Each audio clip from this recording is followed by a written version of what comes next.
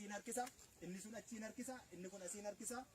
Jechi xiqqoon tokko otuma bal'attu addunyaa kana guutti ta'uu qabaa silaa kun. Ta'uu mallee nuti asitti argamuuyyuu mallee silaa.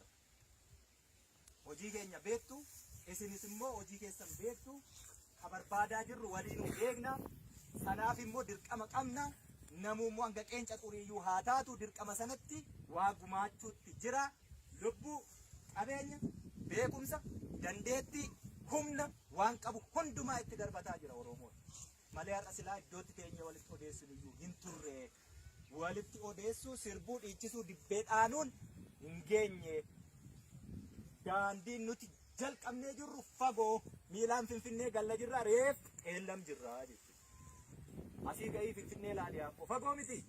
Silaas ta'uu qabnaare. Osoo hanga as teenyu deemnee irra ta'e yoona guriin geenyu hin geenye turre jechuudha. Kanaaf oduutii yeroo hin gubiinaa, dubbii xaxaa fiddanii hawaasa keessa gashtitanii yeroo hin gubiinaa. Namni gaarii yaadu yoomiyyuu hin kutuu, xaxaatu immoo yoomiyyuu hin darbu jechuudha. Xaxaan akkuma sakaalaa umurri isaa yeroo amma namatti fakkaata malee. Kanaaf ganda keessanitti har'aa kaasaati caasaa tolfadhaa.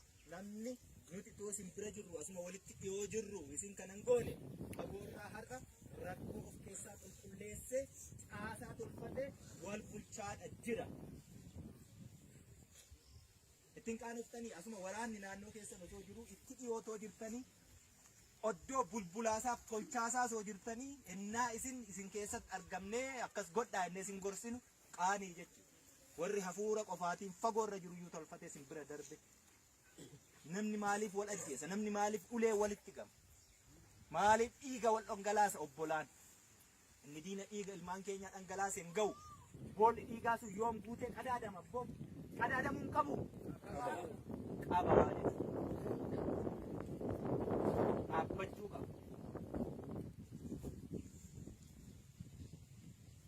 Nagaa barbaachaaf jenneetu nagaa dhabne jennaan kan qawwee buufne, kan qawwee kaafne.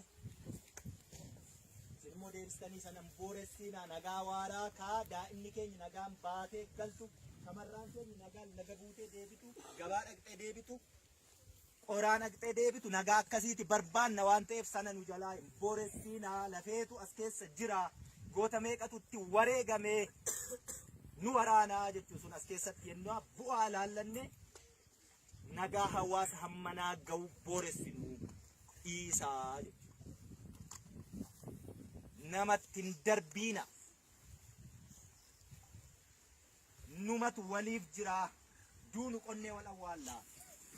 Dhukkubsannus gangalchinee wal'aansa walii laannaa. Kan biraa hin qabnu. Wanni maal jedhe? Maaliif hin du'e?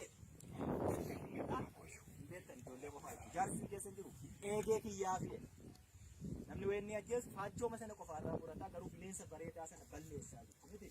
Konsaa qaltees hin nyaatu. Nu maaliif du'uu jiru? Dachee kanaaf immoo miti kana barbaacha deemna kaa maaliif waan xixiqqoo tokko wal sakaallare wal duran dhaabbatiini qaawwa baname duuchi ba'aa ulfaataa wal gargaari rakkoo walii furi gaafas jireenyi qananiin ofiisiitu dhufti. Waan meeqan waliin jechaa oolti. Ani waraana bilisummaa Oromooti. Akan kana dhufeeni manaa baasee sagal si garafee deema qooyi waan goote nam beekaa. Waa godheere dhugaa. Qomni kiyyaamii kun ni madaa tortoraan ajaa kuteen gata hin gatu wal aaneen fayyisa. Waa godheera nu ajjeesise nu ajjeese nu hiisise nu hidhe nu godaansise. Lafuma keessa dhalannee guddanne keessatti akka hattuutti gugguufnee buna keessa, caatii keessa, geeshoo keessa, muuzii keessa akka baqannu nu taasise. Dhugaa nama dhukkuba. Ammoo yoo wal ajjeesna jennee haaloo ba'utti deebine isin hundi keessaniyyuu waggaa 27 kana keessatti tuttuqaa diinaa inuma qabdu wal findhaa jechuudha. Dhugaa miti? Yennaa quba namatti qabdu meeqa tas qabamee jira? Fagoo jechuudha. jalqaba of sakattaanee haa ilaallu. Biyya yoo qabaanne hunda qabna. Yoo feene hin ajjeesnaa, yoo feene hin hiinaa, yoo feene bilisa gadhiisna. Har'a garuu hin hidhannus hin ajjeesnus murtii kennitee bilisas hin jennu. Wanni nu jennu waan tokko kaleessa namii teessaa madaan isaan irra jira, godaan isaan irraa mul'ata.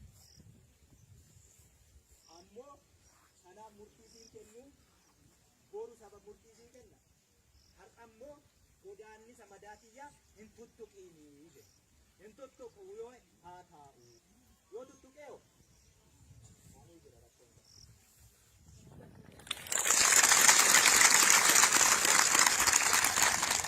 Akkanamni walaqxeessee waa itti himutti yoo tarkaanfii fudhata ta'e namni gara dhihaa jiru kun tokko iyyuu nama. Nu nama ajjeetuu suutiin qabna keessumaa Oromoon cabsuudhanii anaafin diina taanee walitti dhukaasne diinni hin jiru. Si keessaas yoo du'e Oromoo, ana keessaas yoo du'e Oromoo. Lakkoofsa eenyutti irratti Oromootti irratti haa taa'u. Murteen hin jarjariinaa sin harka jira. Iddootti baafatee sin harkaa bahu hin qabu.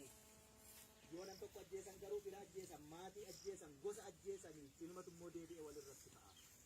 Murteetti seechi jarjartanii nama jireenya hin dhorkiinaa. Garaa bal'adhaa obsaa hanga nu wadeessee fi hanga rakkanne sana caalaa hin rakkannu.